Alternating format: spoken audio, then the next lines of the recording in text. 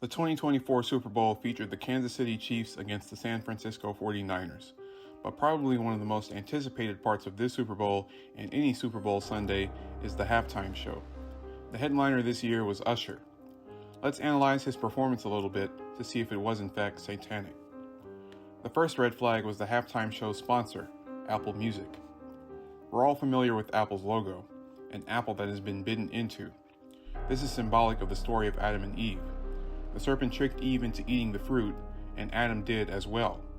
We're not sure what fruit it was, but it is often depicted as an apple. And taking a bite out of this apple led to the fall of man. So to promote this act of sin in their logo is pretty satanic. So to see Apple Music sponsoring the show should give a good idea from the jump of the nature of what's about to happen. Even looking back from 2013 to 2022, before Apple took over, the halftime show sponsor was Pepsi, which also has a satanic symbol in their logo, the yin yang. Anyway, on to Usher. Multiple times throughout the show, he donned the as above so below pose. This is the same pose that is seen on the Baphomet, the idol of the Church of Satan. As above so below can mean as in heaven, as on earth, or as in heaven, as in hell, or even as on earth, as in hell. In other words, as above so below is trying to promote the idea that in these two opposites there is still union. This is an occult mindset that goes back centuries. A few seconds after Usher strikes this pose the first time, he takes one of his gloves off. Pay close attention to this. He took off his right glove. The fact that he kept a glove on his left hand is symbolic of what can be called the left hand path. Going back to the Baphomet, you see that its left hand is pointing down. This is very significant. In Matthew 25, 31 to 33, it says, "When the Son of Man shall come in his glory, and all the holy angels with him, then shall he sit upon the throne of his glory, and before him shall be gathered all nations, and he shall separate them one from another, as a shepherd divideth his sheep from the goats. And he shall set the sheep on his right hand, but the goats on the left." This makes it clear why the right hand is pointing up. It's pointing to heaven. That's the path of the sheep. The left hand is showing the path of the goats, down to hell. Anton LaVey, the founder of the Church of Satan, literally confirms this. He once said, "Satanism is not a white light religion. It is a religion of the flesh, the mundane, the carnal, all of which are ruled by Satan, the personification of the left-hand path." I don't know how you can argue with that. We also see a few nods to secret societies throughout the show. Again, Usher was wearing gloves, which all Freemasons wear as a sign of purity. We also see checkered designs flash throughout the stands. All Masonic lodges have checkered floor tiles. A couple times we see the red and blue combination, Alicia Keys in the stage, and also red and purple.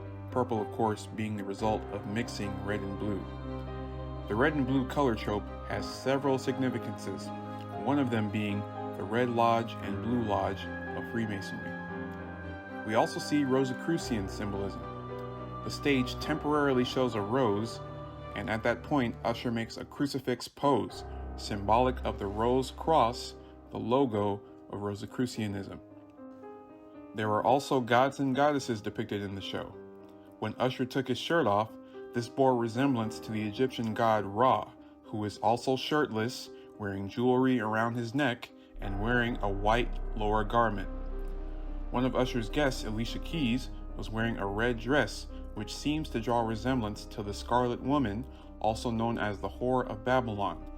This was a goddess invented by English occultist Aleister Crowley, and sources say it probably derives from Revelation 17, which talks about Babylon as a female. Babylon the Great, the mother of harlots and abominations of the earth.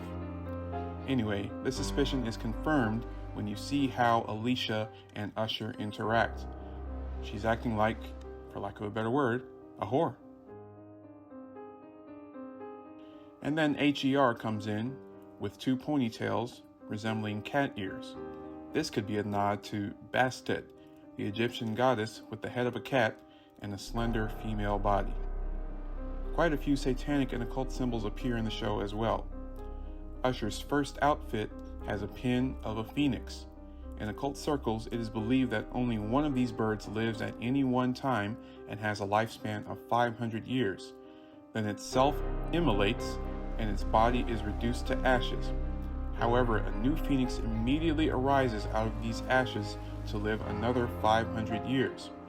The phoenix represents Lucifer, who was cast down in flames and who they think will one day rise triumphant. Usher also mimics a bird flying with his arms, which is probably more symbolism for the phoenix. A pentagram can be seen on the drum set. The 5-pointed star pointing up is a Wiccan symbol. It represents the 5 elements which Wiccans call upon in ritual before casting spells or engaging in spiritualism. Fire can be seen on stage and also in the bleachers, literally at the exact time the song Usher was singing said, "Let it burn." That's gotta be symbolism for hell. We also see a black hole. In Jewish Kabbalah, they view black holes as an entryway to, quote-unquote, the other side. So probably symbolism for hell again. At this point, Usher gets on a black stage, which also sporadically illuminates orange. This is definite symbolism for Saturn. Saturn, what we know as an orange planet, is also known as the Son of Night, or the Black Sun. The Black Sun is a symbol commonly found in neo-pagan, Satanist, and neo-Nazi groups as an esoteric symbol. Later on, the stage shows a clock, and Usher sings "It's 7 o'clock." This is symbolic of Saturn as well, because Saturn, the Roman god, was described as the god of time. And the clock could also represent that time is running out, and we will soon see the emerging of the New World Order and the Antichrist. So basically, the Super Bowl halftime show is not entertainment. You may say, oh, there's nothing wrong with it. Usher's just singing some of his songs, no big deal. But you know music is a big thing in rituals, right? The ancient Greeks honored their gods with songs and musical offerings. Egyptian rituals included songs to praise the gods or call on gods, and I'm sure there are other examples. The Super Bowl halftime show is one big ritual, one big worship service to honor Satan. And each pop artist that gets invited to headline the halftime show, you can just check them off the list. It's like a confirmation that they're part of the occult. So based on all we've discussed today, Usher fits the bill. This show was a satanic ritual.